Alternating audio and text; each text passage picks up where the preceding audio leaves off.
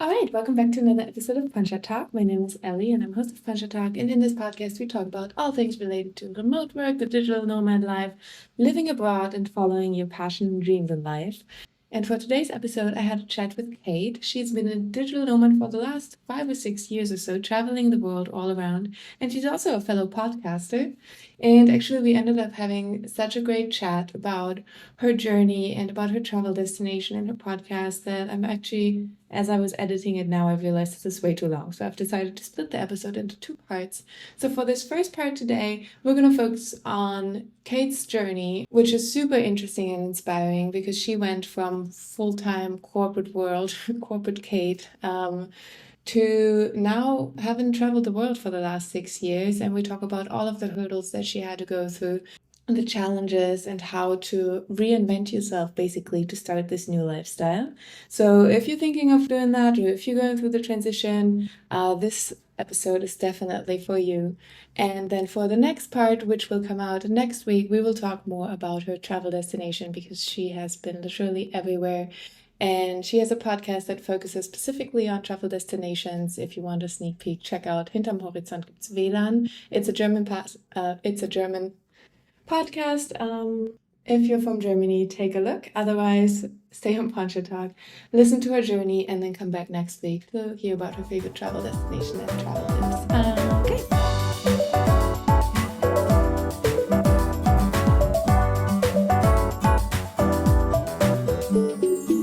Well, first of all, thank you very much for taking the time today to be in the podcast. It's always nice to have people from outside of Madeira join the conversation to get some new perspectives also.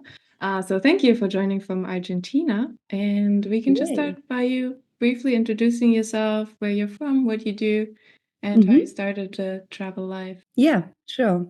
Thanks for having me. I'm Kate. I'm, as you said, currently sitting in Buenos Aires, Argentina. I'm from the region of Bonn-Köln, so Rheinländer, Kölsche Mädchen im Herzen. And I'm traveling the world since a long time already, more or less 5 to 6 years. And I think as a digital nomad, more or less the last 3 to 4 years. I lived a very different lifestyle, I have to say. Back in the days, it feels like really long time ago because I'm coming from corporate world, as some friends like to call me the old corporate Kate. Long time vanished because I have to say it's quite different to the life I'm living at the moment. But in general speaking, maybe to describe a little bit how the journey was to become a digital nomad and also sit here. I actually just led a very normal life, I'd say, in Köln, living there, studying there, getting into my first corporate jobs, like trying to enforce a career, get better job positions, team leads, studying. Then I did an MBA program on top while working full time. And all of that was like in really, strictly formed corporate world with hierarchies and career driven, a lot of pressure, more in the consulting strategic area. So really, you know it also for yourself with life where you Similar, yes. yeah, it's like constantly perform better, perform more, do things faster. So really in this wheel, like spinning and spinning, and you just start. I find living a life that you're not so much in control of anymore, and it was really driven a lot by my job. And then somehow your costs get higher because you have a higher salary, so you can afford more. You have a nice apartment and a lot of strings attached. And well, I did all this up to my 30s. Like I was turning, I think, 31 more or less. And then I really realized in a moment, shit, what am I doing here? I think I need to change something. Am I happy with this? And that was really the point in life for me where a lot of things started to change. Nice. Yeah, I can totally relate to that. Like, I mean, we just briefly talked about this before. I also Mhm. worked full time in like a consulting corporate environment, and somehow it like sucks you in because I was so Yeah. focused on like, okay, what's the next title that I get, and then the next race, and but then once I got it, I was like, okay, and now what? Why did Exactly. I do this? Yeah. At some Yeah. point, the satisfaction of it stops, I find, once you Mm-hmm. realize a bit the system of it. Because when you're young and you're so, I don't know, hyped and coming from university, you're really seeking this. And it's also a bit what I think what we're told, how to know career and business, what we maybe see from parents or from friends. And then you just think, okay, that's what business life, my job life is supposed to be like. And in the beginning, I find in my early 20s, I didn't ask many questions. I just thought, okay, that's it. You have to Yeah. hustle and perform best and try whatever you can. But I think the older you get and the more mature you start asking questions behind all that, and can really ask yourself, am I happy? Is money or power satisfying me? Yeah, exactly. So then when you had your turning point, let's say, Yeah. did you change jobs or what happened next? So what I did was the classical, okay, I need to get out of this. So how do I do this?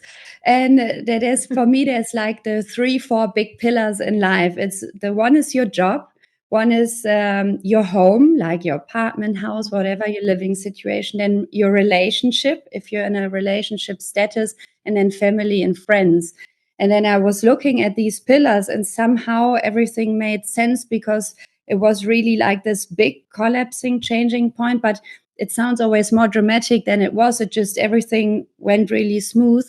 I was back in the days in a 10-year long relationship, and we really figured out and realized that we are not a right fit anymore together. We really like each other, and everything was super nice the last 10 years, but somehow we're at a point where everyone wants something different. So we quite harmoniously actually separated. So that was the first Mm-hmm. big pillar.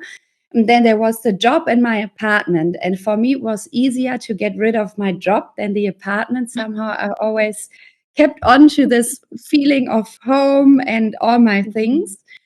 So that's actually what I got rid last of. So with my job, I went to my boss and said, I want to quit, and he didn't accept it. Really, it sounds weird, but also back in the days, he really talked me out of it. And I remember the day he ripped my paper, like my resignation letter. He just ripped it and said, come on, what's this about? Okay, I understand you just want to travel, then you go travel.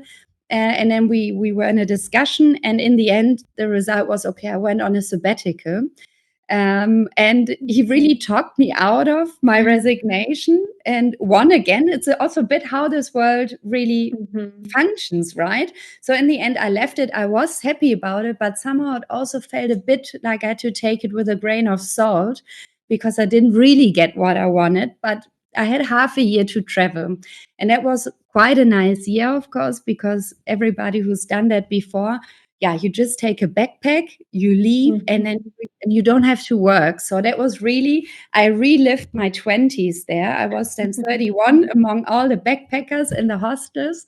And I left to Latin America, so Mexico, Panama, Costa Rica, Colombia, having the time of my life. Nice. I was partying a lot, seeing a lot, hiking, met a lot of really nice people, and got a bit the idea of how this life could feel and what possibilities are out there. Yeah, then after half a year, I came back and really quickly realized in my job, shit, this is life. Nothing has changed. I came Mm-hmm. back to the job and the life in Köln, and at work they were still discussing the same projects, the same topics, the same things that didn't work. Also, among my friends, not much has happened, and maybe someone got engaged. But and then I was really, it felt like such a misfit. Then I really wanted to go back to an old life that didn't relate to me anymore. And then I don't know, I think after 4 weeks already or 6, I addressed my boss and said, this is really it. I need to leave. And then funnily, he saw it in my eyes. And I think he saw how convinced I was and how much I Mm-hmm. changed. And then he said, you know what, you can leave, you're free. This time I'm not going to keep you. I see that's what you want and what makes you happy. And then I eventually left. Okay, that's good at least. No, but I had a similar experience. So I mean, I Mhm. quit my job multiple times because I wanted to travel, actually. This has Yeah. happened before, but the thing is, people don't really understand. And when you just tell them, yes, I want to quit and I don't really know what I'm doing next, but I just wanted to go and travel. I've also had it, like, they try to convince me to stay, and they ask Mhm. questions, and people don't understand why would you just quit a good job to without having a Exactly. plan? I think the Germans Mhm. always need, "Okay, but what are you doing next?" It's But such a struggle from the outside. Also, a lot of pressure and expectations because I mhm. think people don't understand so much things that are different from what they live, and that there are certain, I mean, there are no rules to anything, and there's no wrong and right, but somehow for a lot of people, it feels wrong to do so. Yeah. And I also heard often that people thought that I'm escaping from something. I really heard it a lot. What is she running away from? Whereas I really felt like I'm running towards something, towards Mhm. myself, to getting to know myself, my dreams, and what makes me happy. But I find I have to say, this was really one of the toughest phases in my life. Maybe also for you, it took a Mhm. lot of energy because it was like fighting against windmills a bit. Yes, because it's like you have to do this. I mean, it's not an easy decision to make for yourself in the first Yeah. place. But then once I made this decision and I sent in the letter, and I thought I was done, but then I had to still like continue to convince Yeah. everybody else. Yeah. So you found a way out, not Yeah, escaping.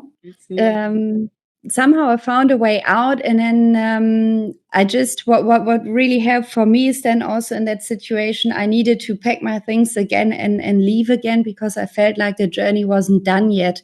The half a Mhm. year went by so fast, and I was really because I worked my ass off really the years before. I worked 60, 70 hours a week. Then I did this master program on top. Like I really didn't have any private life.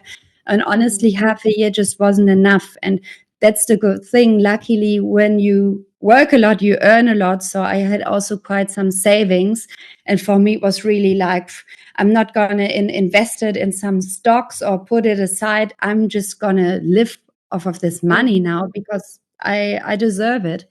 So I went back and really tried to investigate a bit. What are people doing out there? Because I got the idea this was all like 2019. What are the people doing out there? Like I can clearly see that they work, and then yeah, you get into conversations and you hear it's a lot of online marketing or developers and IT related jobs. And Mhm. then I thought, oh, online marketing sounds appealing. I was coming from this like project lead, very generalized approach and strategies. And I always liked marketing. So I thought, oh, marketing, maybe that's something that I could really relate with. And I started then like a online class, eine Oh. Weiterbildung in German for half a year, including a lot of online strategy, SEO, SEA, like a really like a generalized approach to it. And then how life is and what we all experienced. Then also COVID hit. I was in my studies completely. And then 2020, yeah, I was traveling. I Mm. was in Mexico. And then the news came across, oh, we have COVID in the world. And that was also a very weird moment because I was quite fresh. I arrived in Mexico. I think I was in Guatemala before, and I thought, okay, I have my idea. I'm going to do this, and then I'm going to see if I do it self-employed or if I find a Mhm. job. And then, yeah, something so dramatically changes concerning the whole world and Mhm. economy and then everybody was completely scared also abroad. It was such a, it's what was like Armageddon. I was waking up in this hostel. Then the news spread, okay, we're closing the borders, whole shutdowns. And then from like, or within hours, the hostel was empty. Everybody was on their phones, flying, hectic, dramatic, either talking to an embassy or the airlines or a home with the parents, how to get back. And within hours, everything was empty. And I decided together with my parents, I asked, hey, what to do? How is it at home? And my parents know me well. And they said, you're rather better off in such a nice tropical country. We're here in winter, we're stocking toilet paper, and we know you would like it. So better stay where you are. Also, I have to say at that time, the epicenter was, of course, Europe and not so much Mexico and Latin America, that they realized way later. And then I said, okay, then I'm going to stay here. I went to my favorite place in Mexico, to Sayulita, a little beach town on the west coast, just surfing all day and waiting also a bit to see what's going to Could be happen. worse. That was actually pretty nice and convenient. And then just at some point, months later, I returned to Germany. And that's then where I got rid of my apartment, actually. That was still the last pillar that I was holding on to. And I always subletted the apartment while I was traveling. But that also got more and more difficult. And that was really the last thing that always kept me a bit, because still I needed to come back to organize a few things. Mostly I had people that for longer rent, but still then you need to meet them or do contracts. And then the people were unhappy in my big apartment condominium in Köln. They were like, no, we cannot do this anymore, constantly changing people here. But it was actually good, because I didn't realize at that point, but it was also a bit the last thing after getting rid in a nice way of my relationship, my job. And then the apartment was the last freeing point in my life. And it's a very, I don't know how you felt, but it's a weird moment if you start packing up your life and you discover what you all have, and then some things you give away or you throw away, what to keep and what not. I found that very life changing. A lot of boxes at my parents' house that I will probably never open again. Yeah, exactly.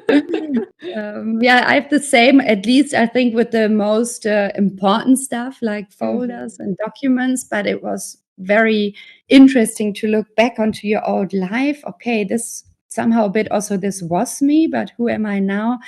Oh, and it felt so freeing to get rid of all of it. It was an 80 square meter apartment, and I really had to get rid of literally everything, from the little pieces to the big furniture parts. But yeah, I think I found a good mix of giving things to charity, and also for having funny parties, inviting all my friends over. I said, take whatever you want, it's yours. And everybody, I photos till everybody left with something else. One friend carries like a lamp in her arm, the other one, I don't know, some books and pillows, and they were all really happy. And I like it when I come back to Germany and visit them, then I see, oh, I know this lamp. This was my old lamp in the living room. And then it's still like a bit of me, pieces of me live among my friends. That's That is pretty nice. Because I remember I did some backpacking around Central America, cool. and then I came back after 3 or 4 months to my parents' house, and I still had a lot of stuff at my parents' house.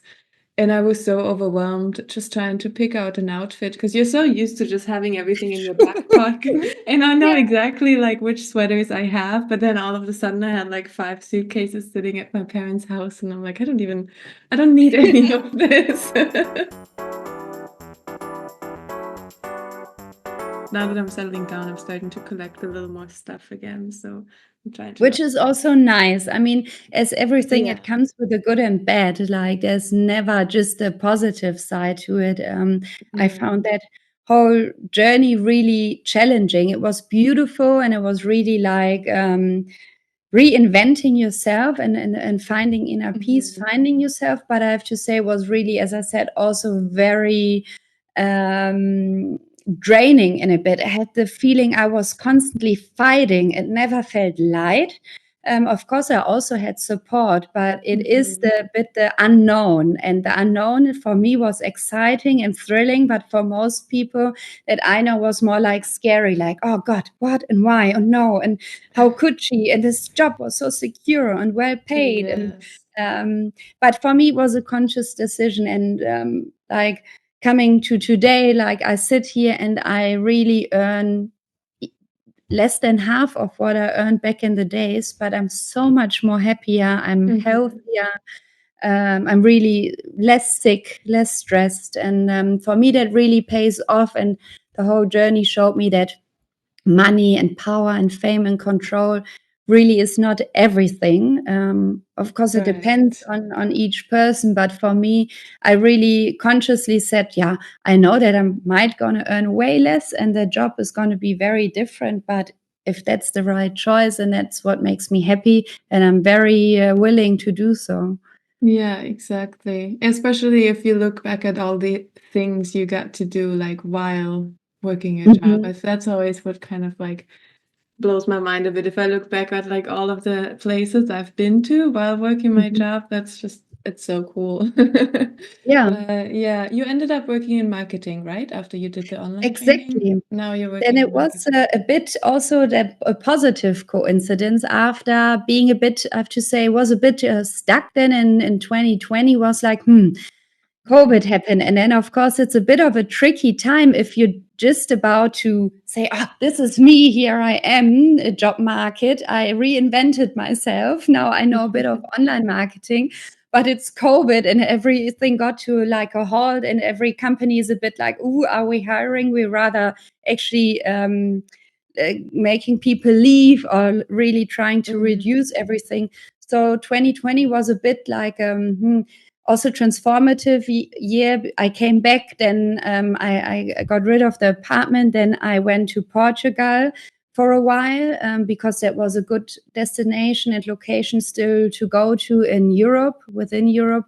I met a lot of very nice people there. Among one is Anna, who you had also interviewed, one of my best friends now. We really found each other on this trip because we were both in this transitioning phase into becoming a digital nomad. And then by chance, really, a friend of mine who I happened to do the MBA program with, he was always working in corporate, like really, really high as a marketing manager. And he said, you know what, I want to change something a bit. I want to change up my life. I'm going to leave the company slowly. I'm going to open an agency, a marketing agency, and you would be a perfect fit because I know what you did before and now you learned a bit of online marketing. Would you be willing to do so? And then I thought, okay.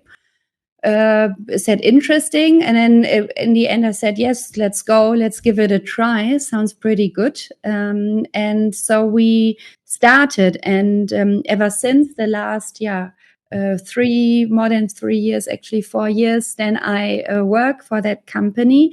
And that's of course a very different approach because coming from like big corporate companies in the retail world to a rather small agency. We are a team of 5, 6 consistently, and sometimes for projects we would hire some external developer or whatever is needed. And we have a full-on remote approach because that was the whole idea of my friend and boss now, to say I want to have a bit this new work approach, less stress, freedom, like you can work from wherever, and also a bit freedom of mind and space, like no hierarchies, not crazy much structure that we have so many meetings, but with a lot of trust where everybody works from wherever he she wants. And I'm actually in the team the one who uses or benefits most from it because I really travel a lot. The others are spread across Germany, mostly like Berlin, Köln, Bonn, where we're from, also in the south in Bavaria, but they don't use it as much as a full-time digital nomad approach.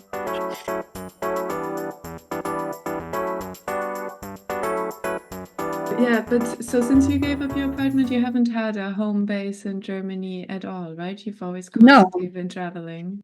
exactly. Or I hopping didn't have that. around. But I have to say, quite recently that changed because also life is a constant change, right? And I always go with whatever I feel and need. And I have to say, since I said in the end, this all started like more than 6 years ago. And for a lot of years, I really loved it. Then I was traveling a lot, and up to the end of last year, I didn't have any apartment anymore. So I was always, of course, returning back home to see family and friends, but it was always a bit this everyone knows that, a bit this couch surfing, whatever situation. You always feel a bit like you're in the position to ask or to beg. Like, for example, of course, I can always come back to my parents and I have a little room there, even though it's not the house that I grew up in, but they have a guest room where I can stay in. Or my brother goes on a vacation. He lives in Köln, my old hometown, and then he says, yeah, you can have the flat for 3 weeks. Or I did subletting them myself, that I saw a nice apartment on Airbnb or WG gesucht, and then I said, I want to stay for 6 weeks. So it was always a bit of a like, ooh, let's see what options do I have, how to plan my summer. I mean, summer is mostly the time that I'm back, trying to escape the German winter as most as possible. But then also, which is nice, on one of the trips 2 years ago in Bali, I met my boyfriend, which is nice because I did all that always solo, like solo traveling entire Latin America with a backpack, also all these decisions and whatnot. I was always really on my own, and that was super nice and felt good. But as you know, it's not so easy once you travel also to find maybe relationship or really close friends, because if you're constantly on the go, like you constantly switch locations, it's very tough to get a level deeper. Often it remains quite shallow. And 2 years ago, we spent a lot of time in Bali with my friend Anna. Also, we had a house together. And my boyfriend also lived in that house. He had one room, I had one room. So we got to know each other, and that was really nice. And ever since we're a couple and we do this lifestyle together.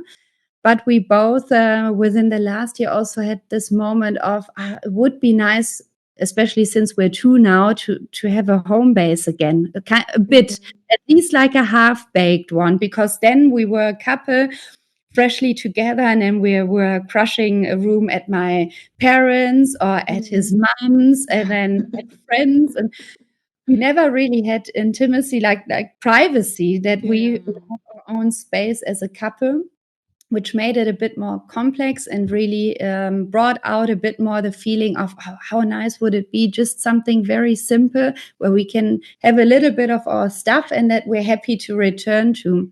Actually, at the end of last year, we bought a little cottage on the countryside. My boyfriend is from the Netherlands, not too far from the German border. Lives in a beautiful town on the Dutch countryside. Very nice, very green, and farms around. And there's like a little recreational park in the nature, and they have wooden bungalows on it. And then we found one by chance, and it was the perfect fit. It's really like a project. It's something very simple and easy and very old, but that's a bit of also the new thing in our life, a new part that fits, that we said, yeah, it's perfect. The investment is very small, but we have our own place. Then we can withdraw there. And maybe once we're not there, we can just rent it out, or friends of us can stay there. The digital nomad friend network that we have is so big. Always somebody also wants to live somewhere. So yeah, once we're back from Argentina soon, this summer, we're gonna renovate it completely and have a little do-it-your-own project, and gonna fix up the little bungalow. Fun. That's nice. Yeah, I think after a couple of years, I also talked about this in the episode with Anna. Yeah, After so many years, everybody's seeking like some sort of home base, even though it's not yeah, forever, just some place to put some stuff and to return back to. Like, this is how I kept coming back to Madeira. So I think yeah. that's just normal, especially now with having a relationship and wanting to have your own place. Yeah, that Yeah, a makes bit of sense. the stability maybe, and just for some routines. I find this is always the most challenging, while working and traveling at the same time, no matter where, is a bit of like to stay a bit in a smooth rhythm and in a routine, that you still have time for the sports that you love, or find the yoga studio that you want to do, or a gym, or whatever it is, to start your morning with a coffee, like simple things. But in some countries, that's sometimes just not possible because I don't know, they're not a coffee country, or the coffee is crazy expensive, or it's little things. But sometimes after a long time of traveling, I find they can really bring you out of a balance. It's the little everyday struggles that the people don't tend to see. I think my friends often just see on Instagram, oh, she's laying on another beach, or